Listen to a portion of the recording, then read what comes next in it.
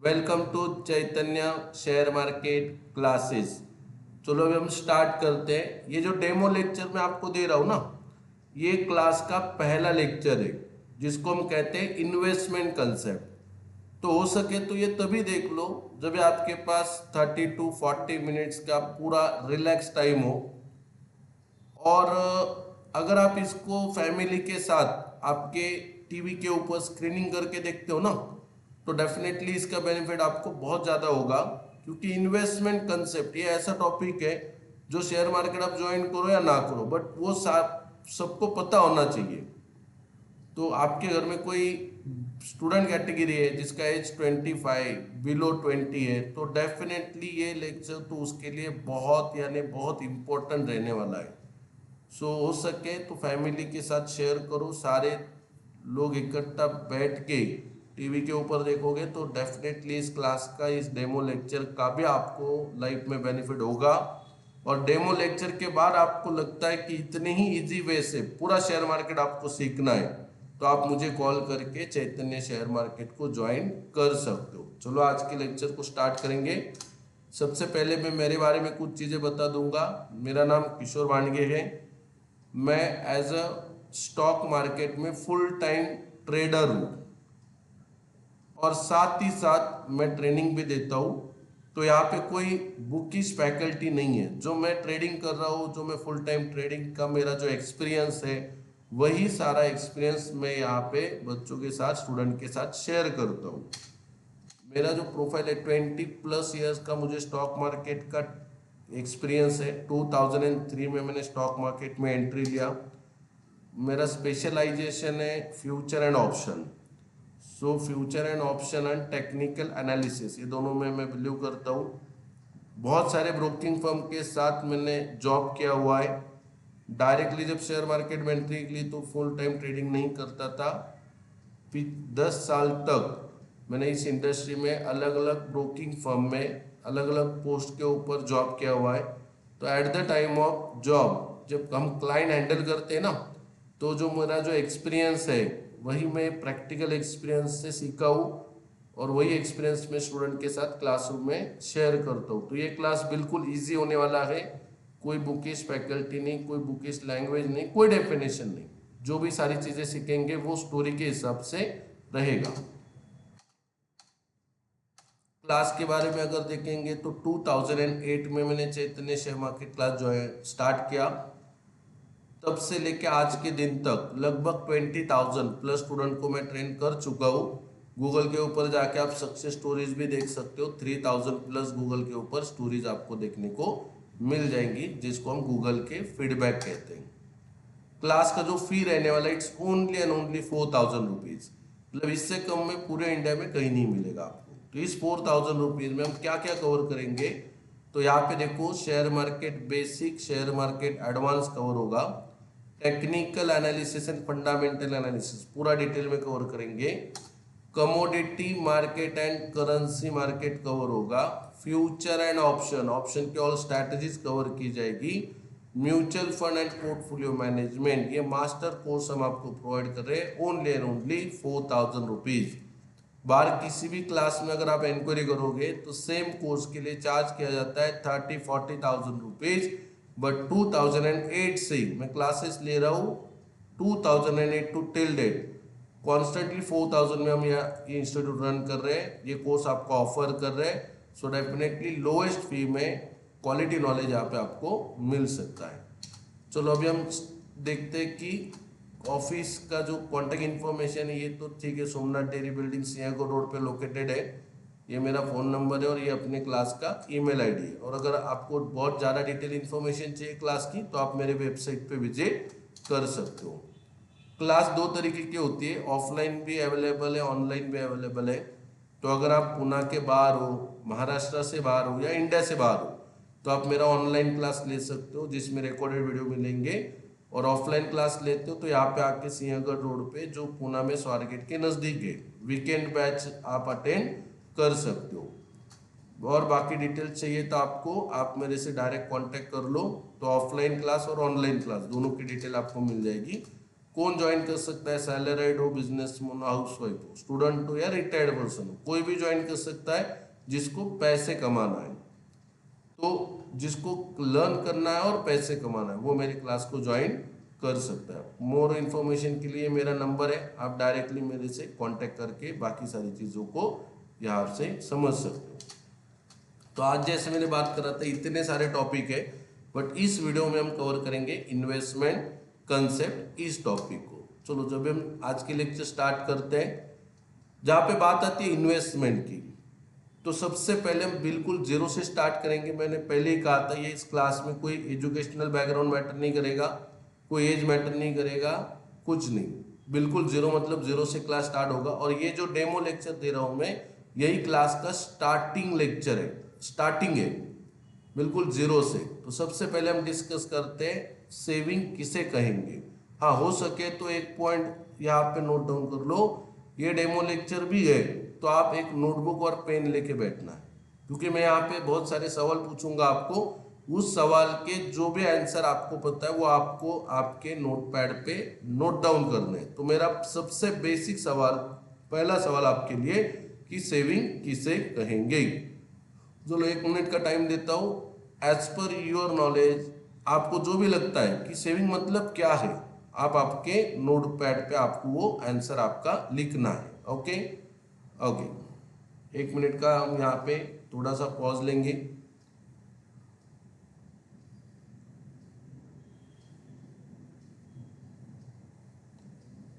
Okay, तो आपने शायद आपकी सेविंग की डेफिनेशन आपके नोटपैड पे लिखी होगी। तो मुझे पता है कि 80 to 90% यहाँ पे जो आंसर लिखा होगा ना, वो शायद ये हो सकता है कि सेविंग मतलब सर जो हम पैसे कमाते हैं और कमाने के बाद खर्चा करते हैं, और खर्चा करने के बाद जो बचता है उसको हम कहेंगे सेविंग। मतलब इनकम के बाद जो एक्सपेंसेस होता है और एक्सपेंसेस के बाद जो बचता है उसको हम कहेंगे सेविंग। बट एक्चुअल देखा जाए तो ये अबाउ इन्फो डेफिनेशन और फॉर्मूला दोनों बिल्कुल भी गलत है। बट बचपन से हमें ऐसे ही सिखाया जा रहा है कि भाई कमाओ, कमाने के बाद खर्चा करो, खर्चा करने के बाद बचा तो क्या करो, सेव करो। But definitely it's a wrong formula, तो इसके ऊपर हमें आगे जाना नहीं है। तो राइट फॉर्मूला क्या होने वाला है और क्या होना चाहिए ये अगले स्लाइड पे हम यहाँ पे देखते हैं। तो अगला सवाल आता है कि मेरे सेविंग अकाउंट में मुझे कितने पैसे रखने चाहिए। आपके सेविंग अकाउंट में कितना पैसा होना चाहिए, आपको क्या लगता है, आपके हिसाब से आपका जो भी आंसर है वो आपको नोटपैड पे आपके लिखना है।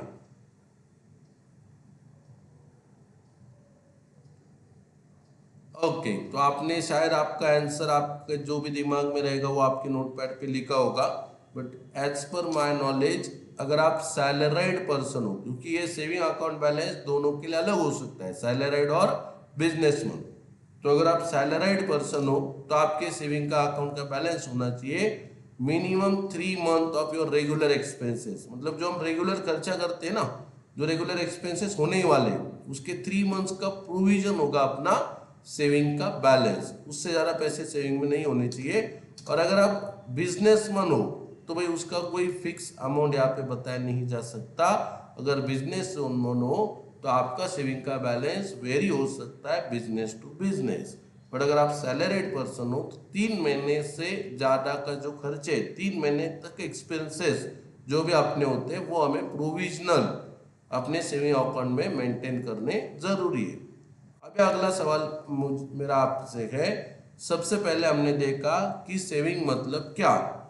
आपने बोला, आपने लिखा होगा शायद कि इनकम के बाद जो खर्चा होने वाला है, खर्चे के बाद जो पैसे बचेंगे इट्स कॉल्ड एज सेविंग। और सेविंग में कितने पैसे होने चाहिए, 3 मंथ एक्सपेंसेस। तो अगला सवाल मेरा ये है कि अगर आपका इनकम हो गया, उसके बाद आपने खर्चे कर लिए, खर्चे के बाद 3 मंथ का जो आपका एक्सपेंसेस है वो आपने आपके सेविंग अकाउंट में मेंटेन कर लिया है, उसको तो बार बार छेड़ना नहीं है, कम करना नहीं है और ज़्यादा करना नहीं है, वो आपने मेंटेन कर लिया।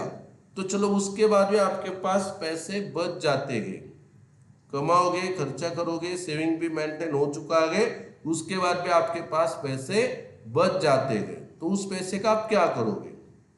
चलो लिखो लिखो, बताओ क्या करोगे, नोटपैड पे लिखो यार कि उस पैसे का आप क्या करोगे। ओके, सो डेफिनेटली शायद यहाँ पे आपका आंसर हुआ रहेगा सर उस पैसे का मैं क्या करूंगा, इन्वेस्टमेंट करूंगा। तो अभी हम यहाँ पे डिस्कस करेंगे कि इन्वेस्टमेंट किसे कहेंगे। इन्वेस्टमेंट मतलब क्या, आपके हिसाब से जो भी डेफिनेशन बन रही है इन्वेस्टमेंट की वो आपको आपके नोटपैड पे लिखना है। तो देखो अभी मेरा चौथा सवाल है आपके लिए कि इन्वेस्टमेंट किसे कहेंगे। सेविंग तो हो गया, बट इन्वेस्टमेंट के लिए इंपॉर्टेंट है भाई इन्वेस्टमेंट क्या होता है। लिखो, चलो 1 मिनट का पॉज लेंगे, वापिस यहाँ पे हम। ओके, तो शायद किसी ने लिखा होगा कि इन्वेस्टमेंट मतलब जहां से मुझे कुछ रिटर्न्स मिलने चाहिए। मतलब जहां पे बात आती है इन्वेस्टमेंट की तो हम क्या करते हैं, एक्सपेक्टेड करते हैं ना कि भाई मैं 1 लाख रुपए अगर लगा रहा हूं तो after some period of time मुझे 1,20,000 1,30,000 क्या आने चाहिए, रिटर्न्स आने चाहिए। सो इन्वेस्टमेंट मतलब जो पैसे हम इन्वेस्ट कर रहे हैं, लगा रहे हैं, उससे हम कुछ तो एक्सपेक्ट कर रहे हैं कि इससे मुझे कुछ तो आना चाहिए। जैसे मतलब आपने कोई फ्लैट में इन्वेस्ट किया है तो वहां से आपको क्या आ रहा है, रेंट आ रहा है ना, तो रेंट हो गया आपका एक्सपेक्टेशन। तो जहां पे इन्वेस्टमेंट आती है, बात आती है रिटर्न की, मुझे इससे कुछ तो मिलना चाहिए। सो इंडिया में आज के डेट पे कौन कौन से ऐसे ऑप्शन है जिसपे हम इन्वेस्टमेंट कर सकते हैं, तो वो भी देखेंगे। सबसे पहले मैं जैसे आपको बोला था कि इन सेविंग का जो फॉर्मूला आपने बोला था, income minus expenses is equal to saving. तो पैसे भी चाहिए ना यार इन्वेस्टमेंट के लिए, तो आपने बोला था इनकम के बाद खर्चे करूंगा, खर्चे के बाद सेविंग करूंगा। सेविंग में 3 महीने तक का बैलेंस हमने मेंटेन कर लिया, उसके बाद बचा तो क्या करूंगा, इन्वेस्टमेंट करूंगा। तो फॉर्मूला कैसे हो गया, income minus expenses minus saving is equal to investment. तो आप मुझे बताओ सही सही से इस फॉर्मूले को रीड करके कि इनकम के बाद अगर हम एक्सपेंसेस करेंगे, एक्सपेंसेस के बाद हम सेविंग में बैलेंस मेंटेन करेंगे और उसके बाद बचा तो इन्वेस्टमेंट करेंगे।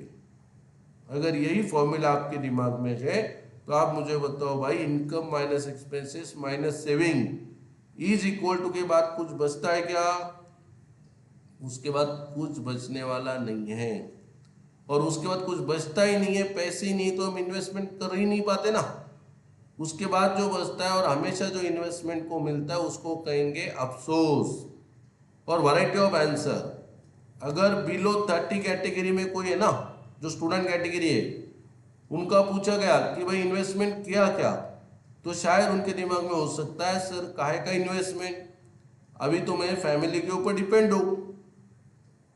हाँ बट मैं इन्वेस्टमेंट जरूर करूंगा, कब से करूंगा, जब मेरा खुद का अर्निंग स्टार्ट होगा तब मैं इन्वेस्टमेंट करूंगा। बट जब खुद का अर्निंग स्टार्ट भी हो जाता है, अकाउंट में सैलरी क्रेडिट हो जाता है, तो सबसे पहले दिमाग में क्या आता है, आपके भी आया होगा, जब आपका पहला सैलरी आया होगा आपको, तो कभी दिमाग में इन्वेस्टमेंट नहीं आता बॉस, तब दिमाग में आता है खर्चे, पार्टी। मोबाइल को देखोगे वो पुराना लगेगा, नया मोबाइल, नई बाइक, शॉपिंग।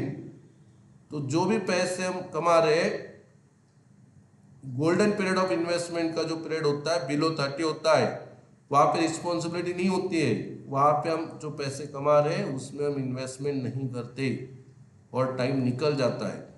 अबाउ 30 बिलो 45 अगर कोई है, उनको पूछा गया कि भाई इन्वेस्टमेंट क्या क्या, तो भाई का आंसर होता है सर काय का इन्वेस्टमेंट, जो भी कमा रहा हो वही पैसे घर खर्चे के लिए सफिशिएंट नहीं है, बट मैं इन्वेस्टमेंट करना चाहता हूं, बट कब करूंगा, जब मेरी इनकम बढ़ जाएगी तब करूंगा। इनकम भी बढ़ती है बट इन्वेस्टमेंट होता नहीं है, क्योंकि जैसी इनकम बढ़ेगी हम अपने एक्सपेंसेस को क्या करते हैं, बढ़ा देते हैं। पहले गोवा घूमने जा रहे थे, अभी दुबई। 1 BHK का फ्लैट पहले बढ़िया था, 2 BHK का कभी था वो भी बढ़िया था। देखो अगला स्टेटमेंट ध्यान से सुनो, it's a life changing statement for you. अगर आपके घर पे कोई 1 2 3 अर्निंग पर्सन है ना, मल्टीपल अर्निंग पर्सन है आपके फैमिली में, आप भी कमा रहे हो, वाइफ भी कमा रही है, डैडी का भी इनकम आ रहा है, तो अगर थोड़ा सा इनकम बढ़ने के बाद हम क्या करते हैं, थोड़ा सा इनकम बढ़ने के बाद हम लाइफ में एक डिसीजन ले लेते हैं, शायद ये डिसीजन अपने लाइफ में सबसे गलत डिसीजन हो सकता है।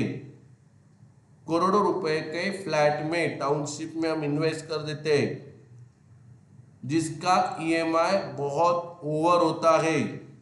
आज के दिन 2-3 फैमिली मेंबर आपके अर्निंग में है, बट नॉट नेसेसरी अगले 25-30 साल तक वही इनकम एज अ कांस्टेंट रहेगा, बढ़ भी सकता है और कम भी हो सकता है।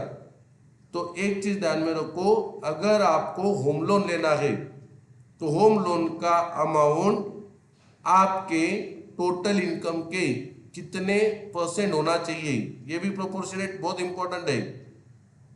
सो होम लोन का अमाउंट आपके फैमिली इनकम के 20% से ज़्यादा नहीं होना चाहिए।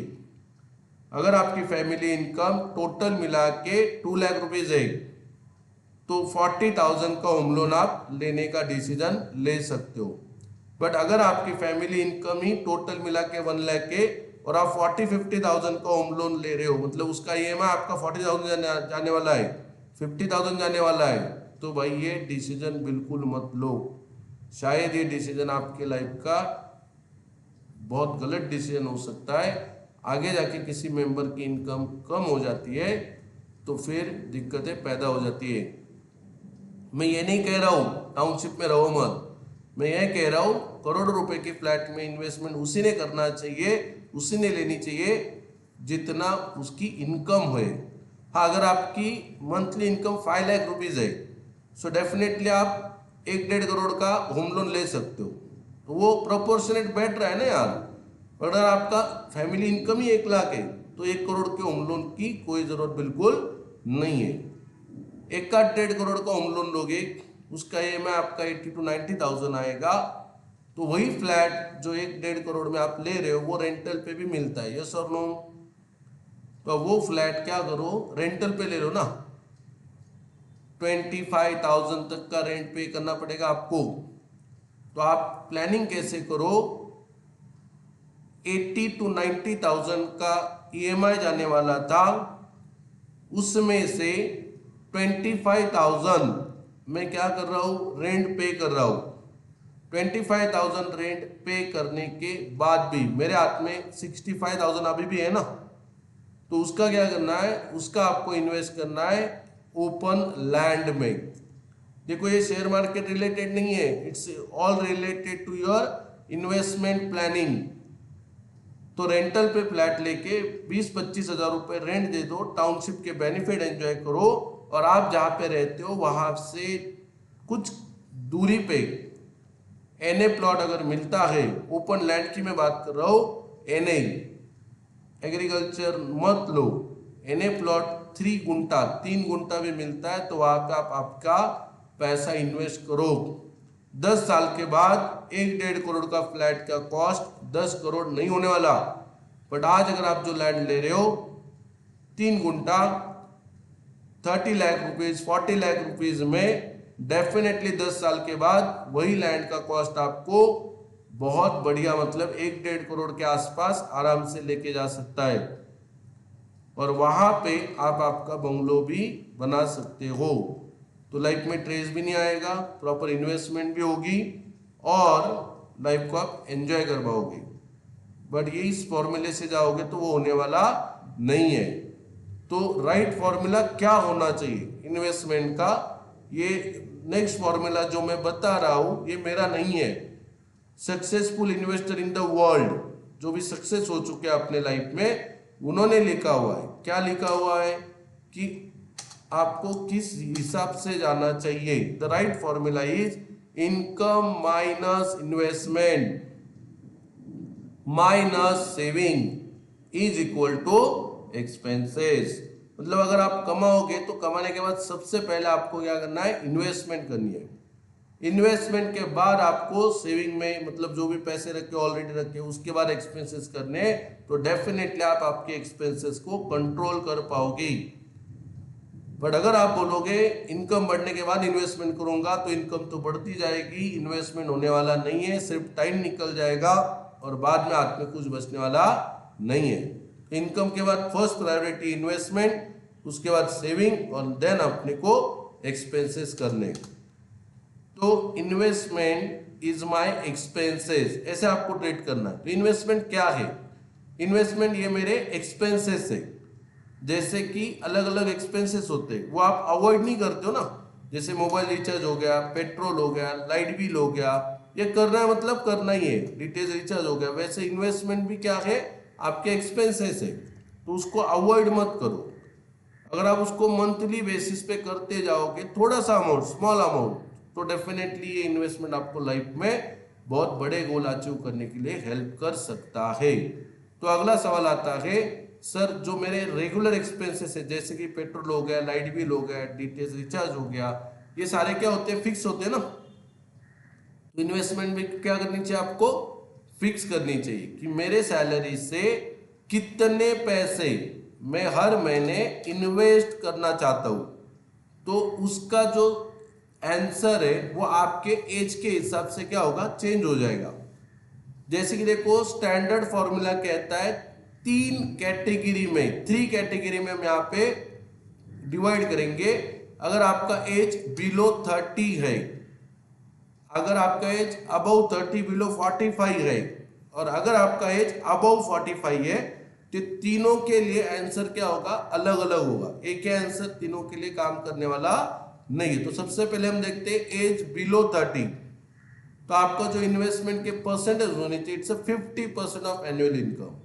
मतलब जो भी आप कमा रहे हो उसके 50% तक का आपको क्या करना है? इन्वेस्टमेंट कर देना है। अगर आपका एज 30 टू 45 के बीच में, तो वही आपकी इन्वेस्टमेंट रहेंगी 20 से 25%। और अगर आपका एज अबव 45 है, तो उस टाइम पे आपका इन्वेस्टमेंट रहेगा ओनली एंड ओनली 10%। सो जैसे आपका एज बढ़ रहा है, इन्वेस्टमेंट के परसेंटेज क्या हो रहे हैं? डाउन हो रहे हैं। तो जितना हो सके अर्ली एज में इन्वेस्टमेंट कर पाओगे, तो वो आपको लाइफ में बड़े गोल अचीव करने के लिए काम आ सकता है। तो आपका अगला सवाल है, अभी ये जो सवाल मैं पूछने जा रहा हूं वो शायद सबके लिए बहुत बढ़िया सवाल हो सकता है, आपका फेवरेट सवाल हो सकता है। तो इसका आंसर तो सारे स्टूडेंट ने लिखना ही लिखना है, सारे दोस्तों ने अपने नोटपैड पे लिखना है। सवाल क्या है? आपको शेयर मार्केट से कितने रिटर्न एक्सपेक्टेड है? आप शेयर मार्केट में पैसे लगाने जा रहे हो ना, इन्वेस्ट करने जा रहे हो, तो आप उससे कुछ एक्सपेक्टेशन भी करोगे ना कि आपको शेयर मार्केट से कितने रिटर्न एक्सपेक्टेड है। तो लो फटाफट आपके नोटपैड पे लिखो कि आप शेयर मार्केट से क्या एक्सपेक्ट कर रहे हो, कितने रिटर्न एक्सपेक्टेड है। Return expected from stock market. 1 second का, आधे मिनट का पॉज लेने वाला हूं यहाँ पे मैं। इसका आंसर लिखना बहुत जरूरी है, बहुत इंपॉर्टेंट भी है। चलो लिखो।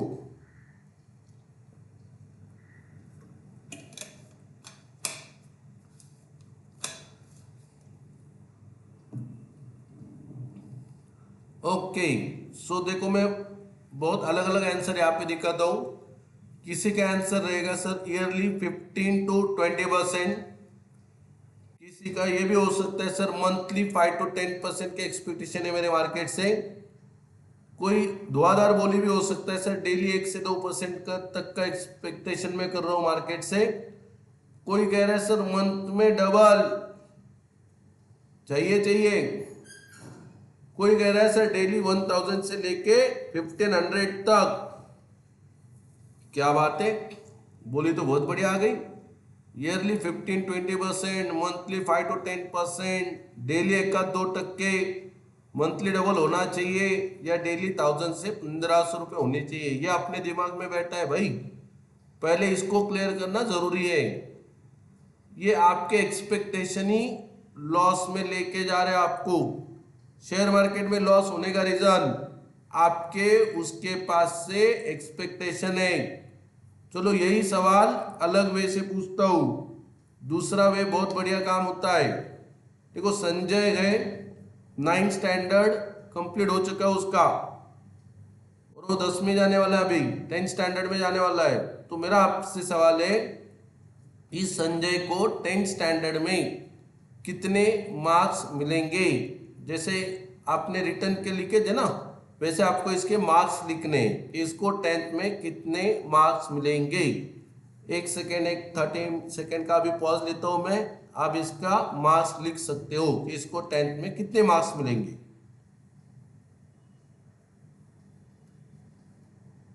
ओके चलो, रिटर्न तो आपने लिख दिए, बट शायद इसका आंसर आपने नोटबुक पे नहीं लिखा होगा। इससे आपका उल्टा सवाल मुझे रहेगा, सर आपने तो बोला कि इसको 10th में कितने मार्क्स मिलेंगे, ये तो हम ऐसे जज नहीं कर सकते ना। इसका हिस्टोरिकल बैकग्राउंड अगर मुझे पता है तो ही मैं जजमेंट लगा सकता हूं कि संजय को 10th में कितने मार्क्स मिलेंगे। तो किसी भी चीज को जज करने से उसका हिस्ट्री देख के हम उसको जज कर सकते हैं ना। तो संजय का हिस्टोरिकल बैकग्राउंड क्या है। संजय का हिस्टोरिकल बैकग्राउंड कह रहा है 6th स्टैंडर्ड में उसको 63% मिले थे, 7th स्टैंडर्ड में 65% का उसका स्कोर था, 8th स्टैंडर्ड में 64 एंड 9th स्टैंडर्ड में 62%। सो इस हिसाब से हम अगर देखेंगे तो 10th में उसका जो कैपेसिटी है वो उसके मार्क्स लेके जा सकता है 65 to 70% अप्रोक्सीमेटली। बट ये संजय को पता है, संजय के फ्रेंड्स को पता है, क्लास टीचर को पता है, स्कूल के टीचर को पता है, बट एक कोई पता नहीं है जो संजय के पेरेंट्स कहे जाते हैं। संजय के पेरेंट्स के संजय के पास से एक्सपेक्टेशन होते हैं, and parent expectation it's more than 90%। तो संजय के पेरेंट्स ने संजय के पास से 90% के एक्सपेक्टेशन रख के उसका बैकग्राउंड बिना देखे, संजय ने बहुत एफर्ट्स लिए, स्टडी किया, सारी चीजें उसके हिसाब से आउटपुट देने का ट्राई किया, और 10th स्टैंडर्ड में उसको 72% के मार्क्स मिले।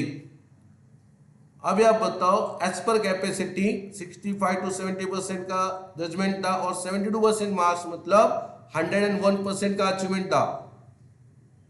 बट 72% मार्क्स देखने के बाद पेरेंट्स खुश हुए नहीं, उल्टा संजय के ऊपर चिल्लाए, जिससे कि संजय का कॉन्फिडेंस डाउन हो गया, संजय बिगड़ गया। आगे वो क्लास में पढ़ाई के ऊपर फोकस नहीं करेगा। तो इसमें गलती किसकी थी, संजय बिगड़ गया। गलती किसकी थी, पेरेंट्स की थी। क्या गलती थी, ओवर एक्सपेक्टेशन। संजय का कैपेसिटी ना देखते हुए उसके पास से ओवर एक्सपेक्टेशन रखे गए, और उस वजह से वो एक्सपेक्टेशन फुलफिल नहीं कर पाया और भाई बिगड़ गया। तो जैसे मैंने आपको बोला कि आपको शेयर मार्केट से कितने रिटर्न एक्सपेक्टेड है, तो आपको भी मुझे पहला सवाल पूछना है, सर मुझे कितने चाहिए। ये मैटर नहीं करता वो कितना दे रहा है या मार्केट ने कितने दिए हुए गए, ये मैटर करता है ना। तो अगर आपको शेयर मार्केट से भी एक्सपेक्टेशन रखने कि भाई मुझे इतने रिटर्न चाहिए, तो आपको शेयर मार्केट का क्या पता होना चाहिए, हिस्टोरिकल बैकग्राउंड पता होना चाहिए। और शेयर मार्केट का हिस्टोरिकल बैकग्राउंड है उसको बेंचमार्क कहते हैं। तो इंडियन शेयर मार्केट में हिस्टोरिकल बैकग्राउंड कहता है stock market benchmark 17% per annum. तो आप उस प्रोडक्ट में इन्वेस्ट करने जा रहे हो जिसने पिछले 40 इयर्स का एवरेज दिया है 17% के आसपास। तो अगर आपके return expected from share market और इन्वेस्टमेंट की बात कर रहे हैं हम, ट्रेडिंग की नहीं, तो इन्वेस्टमेंट के ऊपर आपके एक्सपेक्टेशन होने चाहिए 20% पर एनम, उससे ज्यादा बिल्कुल नहीं। बट शेयर मार्केट में दो तरीके के प्रोडक्ट आते हैं, पहला आता है इन्वेस्टमेंट, दूसरा आता है ट्रेडिंग। इन्वेस्टमेंट मतलब लो रिस्क लो रिटर्न, ट्रेडिंग मतलब हाई रिस्क हाई रिटर्न। तो दो प्रोडक्ट अलग है, दोनों के एक्सपेक्टेशन भी अलग है, दोनों के काम करने के तरीके भी अलग है ना। तो इन्वेस्टमेंट की बात करें हम, इस स्लाइड पे हम इन्वेस्टमेंट की बात कर रहे हैं। तो आपको मेरा सवाल था कि आपको रिटर्न कितने एक्सपेक्टेड है स्टॉक मार्केट से उसके इन्वेस्टमेंट पे। तो इन्वेस्टमेंट के ऊपर रिटर्न होने चाहिए 20% पर एनम। बट जब आप ट्रेडिंग करने जाओगे तो डेफिनेटली आपके रिटर्न्स क्या होंगे, बढ़ेंगे ना, और रिटर्न बढ़ेंगे तो साथ ही साथ क्या बढ़ेगा, रिस्क भी बढ़ेगा। तो आज के दिन आपको डिसीजन लेना है कि इनिशियल लेवल पे आपको हाई रिस्क के साथ जाना है या लो रिस्क के साथ जाके भले रिटर्न कम बने तो भी चलेगा, बट आराम से मार्केट को समझ के उसमें ट्रेडिंग करेंगे और रिस्क को धीरे धीरे मिनिमाइज करेंगे। चलो इसी टॉपिक को आगे बढ़ाते हैं। आज के दिन अगर हम इंडिया में देखेंगे इन्वेस्टमेंट करना आपको, तो कौन कौन से बेस्ट ऑप्शन है जिसमें फेवरेट इन्वेस्टमेंट इन इंडिया कहते हैं हम। सो देयर आर 3 ऑप्शन आते हैं। सबसे पहला आता है गोल्ड है, सेकंड इज रियल एस्टेट है, and next one is the fixed deposit. तो आज के दिन ये टॉप 3 इन्वेस्टमेंट इन इंडिया में आता है, गोल्ड है, रियल एस्टेट और एफडी है। आप में से कितने स्टूडेंट के एफडी है? ओके, तो आप उनके लिए सवाल जिनका एफडी है, एफडी इट्स अ प्रॉफिट और इनडायरेक्टली लॉस। एफडी या आपका प्रॉफिट है या इनडायरेक्टली लॉस है। लिखो आपके नोटपैड पे लिखो यार कि आपको क्या लगता है आपने एफडी किया है आईसीआईसीआई बैंक में, बट इट्स योर प्रॉफिट और indirectly loss. So definitely FD ये जो होता है वो इनडायरेक्टली लॉस ही होता है। बहुत सारे स्टूडेंट को, बहुत सारे अपने दोस्तों को पता है कि FD it's my indirectly loss, उसके बावजूद भी वो एफडी में जाते हैं। क्यों वो डायरेक्टली लॉस होता है? क्योंकि वो एफडी इन्फ्लेशन को बीट नहीं कर रहा है। एफडी में आप पैसे लगा रहे हो, कितने रिटर्न मिल रहे हैं? 7% इंटरेस्ट मिल रहा है, और मान के चलो इन्फ्लेशन 6% से बढ़ रहा है, तो 7% से 6% इन्फ्लेशन जाने के बाद हाथ में जो बचता है इट्स 1% ओनली, मतलब इट्स निग्लिजिबल रिटर्न, ना के बराबर है।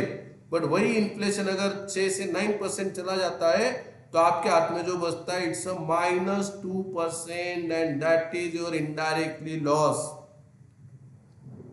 सो परचेसिंग पावर ऑफ मनी दिन ब दिन क्या होते जा रहा है? कम होते जा रहा है ना। आज अगर 100 रुपीज एफडी में लगाओगे, 10 साल के बाद, सॉरी 1 साल के बाद 107 हो जाएगा, बट 1 साल के बाद परचेसिंग पावर ऑफ मनी भी कम हो जाएगा ना। तो इसके वजह से आपका जो एफडी में आप पैसे लगा रहे हो डेफिनेटली इट्स इनडायरेक्टली लॉस। उसके बावजूद भी बहुत सारे लोग, बहुत सारे इन्वेस्टमेंट एफडी में की जाती है। उसके रीजन है सेफ्टी। आपके मन में क्या है? डर है, और डर के आगे जीत है। वो सिर्फ एडवर्टाइजमेंट में होता है, मार्केट में नहीं। तो आपके मन में जो डर है वो भगाना पड़ेगा ना। तो डर भगाने के लिए क्या करना पड़ेगा? तो चलो यही सवाल अलग वे से देखते हैं। दूसरा वे काम आता है, पहला वे काम नहीं आता। तो देखो, जैसे बहुत सारे लोगों को पता है कि इन्वेस्टमेंट इनडायरेक्टली लॉस है, फिर भी हम करते because of safety and security. तो इस सेफ्टी को, सिक्योरिटी को, डर को मन से हटाने के लिए क्या करना पड़ेगा? तो चलो अलग वे से देखते। 4 व्हीलर ड्राइविंग, अगला सवाल आपके लिए मेरा। 4 व्हीलर ड्राइविंग, कार चलाते हो आप, रिस्की है या सेफ है? डिफिकल्ट क्वेश्चन है ना। तो वो एक्टिविटी रिस्की है या सेफ है, depend on candidate. So there are 2 candidate, यहाँ पे 2 कैंडिडेट है, एक अजय और एक संजय।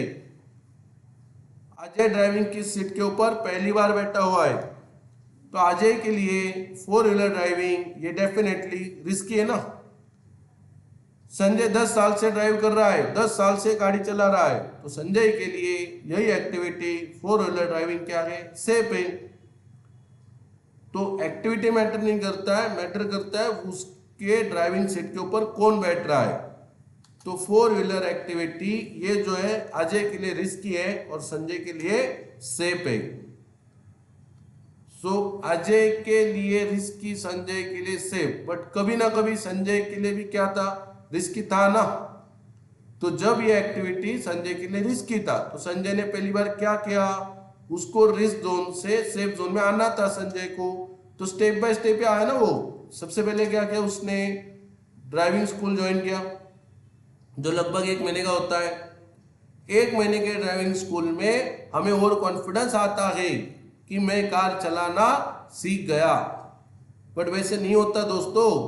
जब हम स्कूल में जाते, ड्राइविंग स्कूल में जाते, तो कार तो चला लेते, बट ऑपरेटिंग बाजू वाले के पास होता है ना, तो कॉन्फिडेंस तो आ ही जाता है। बट जब अपना कार ड्राइव करने का टाइम आता है तो पता चलता है ड्राइविंग स्कूल का गाड़ी भारी था, वो बंद ही नहीं हो रहा था और अपना चालू ही नहीं हो रहा है। तो पता चलता है मैंने ड्राइविंग स्कूल में कार चलाना सीखा नहीं है, मैंने कार का ऑपरेटिंग सीखा है। कार चलाना इट्स अ प्रैक्टिकल, और उसके लिए क्या चाहिए? प्रैक्टिस चाहिए ना। तो आपने ड्राइविंग स्कूल के बाद एक आध 2 महीने के बाद क्या कर दिया? प्रैक्टिस स्टार्ट कर दिया। अर्ली मॉर्निंग, लेट नाइट, सब लोग अंदर जाते हैं, ट्रैफिक कम हो जाता है, ये लर्नर बाहर आ जाते हैं। उस टाइम पे आप किसी को तो बाजू में बैठा के प्रैक्टिस करते हो, यस और नो। आप बोलते हो उसको भाई तू बैठ, मुझे अच्छा लगता है, बट बाजू में जो बैठ रहा है उसको अच्छा नहीं लग रहा है ना, वो मन ही मन में टेंशन लेके बैठ रहा है। तो इसका मतलब जब आप डरे हुए रहते हो, आपको किसी का तो सपोर्ट चाहिए होता है। धीरे धीरे धीरे धीरे 2-3 महीने के बाद, प्रैक्टिस के बाद यही एक्टिविटी क्या आएंगी? थोड़ा सा सेफ जोन में आएगी ना, बट अभी भी आपने ट्रैफिक से गाड़ी चलाया नहीं है। सो 1-2 महीने के बाद आप जब ट्रैफिक में गाड़ी चलाना सीखते हो, तो पहला गियर दूसरा गियर करके आराम से एक लेंथ पकड़ के बाजू बाजू से आपके टारगेट तक चले जाते हो। 1 महीने का ट्रैफिक में भी प्रैक्टिस होता है। सो टोटल 4 to 5 मंथ के प्रैक्टिस के बाद 4 व्हीलर ट्रेनिंग, 4 व्हीलर ड्राइविंग जो रिस्की था वो क्या आ गया? सेफ जोन में आ गया ना। So उसको एक स्टेप दिया आपने, उसको एक टाइम दिया, उसको प्रैक्टिस की, प्रॉपर तरीके का ट्रेनिंग ले लिया, उसके बाद 4 व्हीलर ड्राइविंग जो रिस्की था वो सेफ जोन में आ गया। तो share market it's a risky और सेफ, ये मैटर नहीं करता है शेयर मार्केट ट्रेडिंग रिस्की है सेफ है, ये मैटर करता है आपके ऊपर। सो जैसे देखो अजय है, उनका डीमैट अकाउंट ओपन हो चुका है, Ajay account demat account open हो चुका है, अजय ने सीधा मार्केट में ट्रेडिंग स्टार्ट कर दिया। क्या नॉलेज है अजय के पास? शेयर मार्केट का क्या नॉलेज है अजय के पास? सबसे पहला नॉलेज है यूट्यूब के ऊपर बहुत सारे वीडियो देख रहे हैं वो, देन टेलीग्राम चैनल ज्वाइन करके लोगों के कहने के ऊपर पैसे लगा रहा है। डिपेंड ऑन स्टॉक ब्रोकर है, ब्रोकर कह रहा है अजय भाई रिलायंस ले ले, रिलायंस ले लिया भाई ने, और डिपेंड ऑन टिप्स प्रोवाइडर है। मतलब यहाँ पे कहीं पे भी अजय का स्किल नहीं है, इट्स अ डिपेंड होके काम कर रहा है। तो भाई शेयर मार्केट रिस्की नहीं है, आपका तरीका गलत है। आपका क्या है? आपका कुछ भी स्किल नहीं है ना, जीरो स्किल है ना। तो अगर आप इसी वे से काम करोगे, इसको उसको पूछ के काम करोगे, फ्री में वीडियो देखोगे, टेलीग्राम चैनल ज्वाइन करोगे, टिप्स प्रोवाइडर लेके काम करोगे, तो अकाउंट जीरो होने वाला है ना। और अकाउंट जीरो होने के वाला कहते हैं शेयर मार्केट रिस्की गई। वो रिस्क के तरफ आप खेल रहे हो, रिस्की की जैसे आप उसको ट्रेड कर रहे हो, तो आपको भी उसी रिस्क से सेफ जोन में आना पड़ेगा ना। तो सेफ जोन में कौन है? अपना संजय है। संजय के लिए शेयर मार्केट बिल्कुल सेफ है, क्योंकि उसका काम करने का तरीका अलग है। अजय और संजय एक ही प्लेटफॉर्म पे काम कर रहा है, that is called share market, but दोनों का काम करने का तरीका अलग है। अजय डिपेंड होकर काम कर रहा है, और संजय ने क्या किया? संजय ने जब उसका डीमैट अकाउंट ओपन हो गया, भाई सबसे पहले डिसाइड किया कि मैं कहीं ना कहीं प्रोफेशनल ट्रेनिंग लूंगा। तो संजय ने सबसे पहले चैतन्य शेयर मार्केट क्लास ज्वाइन की। 1 महीने के ट्रेनिंग के बाद उसने अगले 2 महीने तक डेली 30 मिनट्स खुद को जो नॉलेज मिला है उसको क्रॉस चेक किया। 1-2 महीने के डेली एनालिसिस के बाद उसका कॉन्फिडेंस लेवल बढ़ गया। देन उसके बाद 1-1.5 महीने के बाद उसने उसकी खुद की स्ट्रैटेजी डेवलप की, डिपेंडेंसी को जीरो कर लिया, और आफ्टर 3 to 4 मंथ्स जो शेयर मार्केट संजय को रिस्की लग रहा था वो सेफ जोन में आ गया भाई। तो शेयर मार्केट रिस्की है सेफ है, ये शेयर मार्केट मैटर नहीं करता है, ये डिपेंड ऑन यू कि आप उसको कैसे खेल रहे हो। अगर आप उसको प्रॉपर ट्रेनिंग लेके, खुद का स्टडी करके, स्किल डेवलप करके, स्ट्रैटेजी बना के, डिपेंडेंसी को जीरो करके ट्रेड कर रहे हो, तो डेफिनेटली शेयर मार्केट भी क्या है? सेफ है। बट उसके लिए आपको क्या चाहिए? प्रॉपर ट्रेनिंग चाहिए, कॉन्फिडेंस चाहिए, और वो चैतन्य शेयर मार्केट में हम आपको देने वाले हैं। तो चलो लेक्चर को आगे बढ़ाते हैं। शेयर मार्केट रिस्की है सेफ है, ये तो समझ में आ गया आपको। तो अजय के लिए सेफ है, सॉरी अजय के लिए रिस्की है और संजय के लिए सेफ है। सो आपको क्या बनना है, अजय बनना है या संजय बनना है? तो आप बोलोगे सर डेफिनेटली संजय बनना है। तो उसके लिए क्या करना पड़ेगा आपको? उसके लिए सबसे पहला स्टेप है चैतन्य शेयर मार्केट ज्वाइन कर लो आप, मतलब एक प्रोफेशनल ट्रेनिंग ले लो।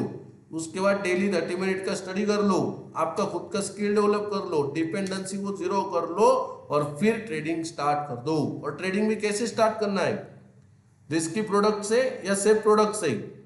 गाड़ी चलाते हो ना, लर्निंग फेज में पहला गियर है दूसरा गियर होता है, पहला दूसरा गियर होता है, पांचवा होता है क्या? बट मार्केट में होता है ना भाई, जैसे डीमैट अकाउंट ओपन हो गया रिस्क के प्रोडक्ट धुआंधार ट्रेडिंग, तो मार्केट पूरा जीरो कर देता है। हम वो बोलते हैं मार्केट की गलती है। स्टेप बाय स्टेप चले जाओ ना,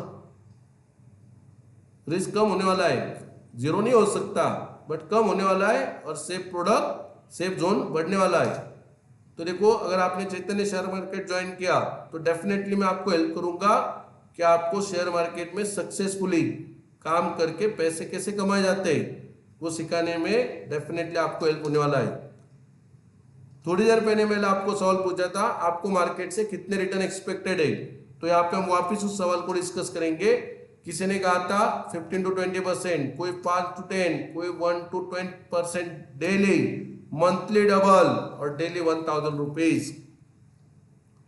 सो इस different types of product, yearly 15 to 20% को इन्वेस्टमेंट कहा जाता है।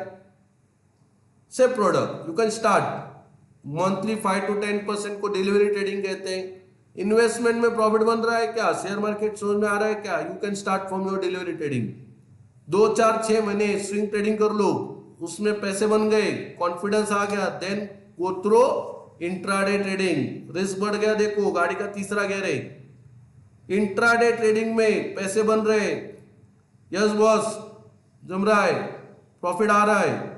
साल हो गया मुझे अभी मार्केट में ट्रेड करते करते, 1 साल हो गया मुझे। Then go through option market, ये गाड़ी का 4th गियर है। मतलब जैसे जैसे आगे बढ़ेंगे रिस्क तो बढ़ रहा है, रिटर्न भी बढ़ रहा है, बट हम सिर्फ रिटर्न को देखते, रिस्क को देखते नहीं है। आपका गलती क्या होता है, अकाउंट ओपन हुआ नहीं, दूसरे दिन से ऑप्शन ट्रेडिंग स्टार्ट करते हो यार। सो अगर दूसरे दिन से आप हायर रिस्क वाला प्रोडक्ट ट्रेड करोगे तो मार्केट में पैसे गवा बैठोगे ना, उसमें मार्केट की थोड़ी ना गलती है, वो गलती टोटली आपकी रहेगी। सो अगर आपको मार्केट में सक्सेस होना है तो स्टेप बाय स्टेप ही जाना पड़ेगा। और daily 1000 to 1500 is not possible, ये कभी जिंदगी में पॉसिबल नहीं हो सकता। इसके ऊपर भी थोड़ा डिस्कस करते हैं। अगर आपके दिमाग में डेली 1000 रुपीज है, पैसे चाहिए आपको डेली 1000, तो डेली आपको ट्रेड करना पड़ेगा, यस और no? Yes boss, daily 1000 rupees घर लेके जाने पड़ेंगे, यस और नो? बिल्कुल। तो आप मुझे बताओ 22 दिन मार्केट खुला रहता है, महीने में 22 वर्किंग सेशन होते हैं, तो 22 ट्रेडिंग सेशन में अगर आपने दिमाग में रखा मुझे डेली 1000 रुपीज चाहिए, तो डेली आपको सक्सेस होना पड़ेगा, यस और नो? बिल्कुल होना पड़ेगा। और it's not a possible, daily 1000 rupees घर ले जाने पड़ेंगे, इट्स नॉट अ पॉसिबल। तो मैं बार बार कहता हूं शेयर मार्केट में आप बिजनेस करना है, शेयर मार्केट का सट्टा करना नहीं है, ट्रेड करना नहीं है, गैम्बलिंग करना नहीं है। तो आपका जो भी प्रॉफिट का टारगेट रहेगा वो डेफिनेटली रहेगा मंथली बेसिस पे। कोई बोलेगा आपको शेयर मार्केट से कितने चाहिए, अगर आपका डेली 1000 है ना, गलत है, मंथली 20,000 होने चाहिए। कितने होने चाहिए? मंथली 20,000। सो उसके लिए आपको डेली ट्रेड करने की जरूरत नहीं है। जब ट्रेड आता है तो करो, जिस दिन ट्रेड नहीं आता है तो उस दिन रिलैक्स होके आराम से बैठो। बट आराम से बैठना, रिलैक्स बैठना यहाँ पे हमें आता नहीं, हम डेली ट्रेड कर ही बैठते। तो उसके लिए हम हेल्प करेंगे आपको, चैतन्य शेयर मार्केट हेल्प करेगा, स्ट्रैटेजी बताएगा, समझाएगा कि भाई आपको ये सारी चीजों को मैनेज कैसे करना है। यूट्यूब वीडियो देख के नहीं होने वाला, प्रोफेशनल ट्रेनिंग होना चाहिए। तो आपको ये सारी चीजें 1 by 1 सीखने को मिलेगी और शेयर मार्केट रिस्की से सेफ जोन में आना स्टार्ट हो जाएगा। कब से इन्वेस्टमेंट करोगे? मैंने तो पहले बोला है कौन से फॉर्मूले से करना है, बट उसके लिए कोई मुहूर्त नहीं होता है, आज से करना है इमीडिएटली, क्योंकि जितना जल्दी करोगे उतना आपके लिए बेनिफिटेड रहेगा। जैसे देखो अगेन यहाँ पे एक एग्जांपल के साथ देखते हैं। संजय 31 ईयर्स एज है उसका, इन्वेस्ट किया भाई ने एक म्यूचुअल फंड में 5000 रुपीज, हर साल 1000 रुपीज ऐड करते आ रहा है।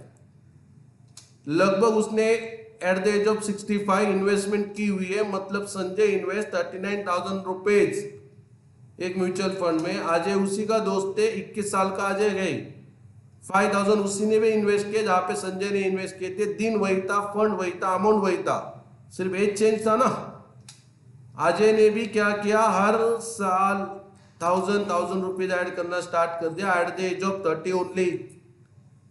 उसके बाद अजय ने ऐड करना बंद कर दिया, तो टोटल अजय की इन्वेस्टमेंट हो गया 14,000 रुपीज।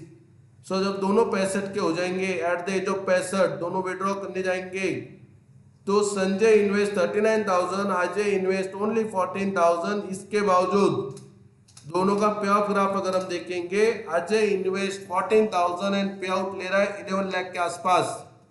संजय इन्वेस्ट 39,000, रिटर्न बने ओनली 5,33,000। तो इससे क्या समझ में आ रहा है कि भाई जितना जल्दी हो सके उतना जल्दी अगर आप इन्वेस्टमेंट करते हो तो डेफिनेटली आपका स्मॉल अमाउंट भी आपको बहुत बड़े टारगेट तक लेके जा सकता है। बट जिसके पास टाइम होता है वो सीरियस नहीं होता, और जो सीरियस होता है उसके पास टाइम नहीं होता। तो इसीलिए मैंने क्लास से स्टार्टिंग में बताया था, लेक्चर को स्टार्ट करने से पहले बताया था, अगर आपके घर पे कोई बिलो 25 बिलो 20 स्टूडेंट कैटेगरी है तो उनके लिए ये लेक्चर, ये डेमो वीडियो बहुत मैटर करने वाला है। तो इनिशियल लेवल पे जब हमें इन्वेस्टमेंट की कंसेप्ट क्लियर होती है तो लाइफ में हम बड़े गोल अचीव कर सकते हैं। पैसे कमाने से आदमी बड़ा नहीं होता, कमाए हुए पैसे राइट जगह पे इन्वेस्ट करने से आपको लाइफ में ग्रोथ मिलता है। तो टाइप्स ऑफ इन्वेस्टमेंट कितने, शॉर्ट टर्म है, मिड टर्म है और लॉन्ग टर्म है। 1 day to 3 months तो शेयर मार्केट में उसको शॉर्ट टर्म कहते हैं, mid term 3 months to 1 year होता है, और लॉन्ग टर्म 1 साल से ज्यादा होता है। हर एक के लिए स्ट्रैटेजी अलग अलग है, एक ही स्ट्रैटेजी सबके लिए काम करता नहीं है। सो भाई यहां तक हमने जो देखा ये था अपना पहला लेक्चर, इन्वेस्टमेंट कंसेप्ट, जो कि मैंने एज अ डेमो बोल के आपको दिया हुआ है। तो जिस तरीके से मैंने यहाँ पे आपको एक्सप्लेन किया है, जिस इजी वे से आपको एक्सप्लेन किया है, मेरा पूरा क्लास इतने ही इजी वे से हर एक डिफिकल्ट टॉपिक आपको समझाए जाएंगे। अगर आपको सही में लगता है कि आपको शेयर मार्केट सही तरीके से सीखना है और उसमें से बेनिफिट निकालना है, तो आप मुझसे कांटेक्ट कर सकते हो और चैतन्य शेयर मार्केट क्लास को ज्वाइन कर सकते हो। Okay, thank you, bye bye.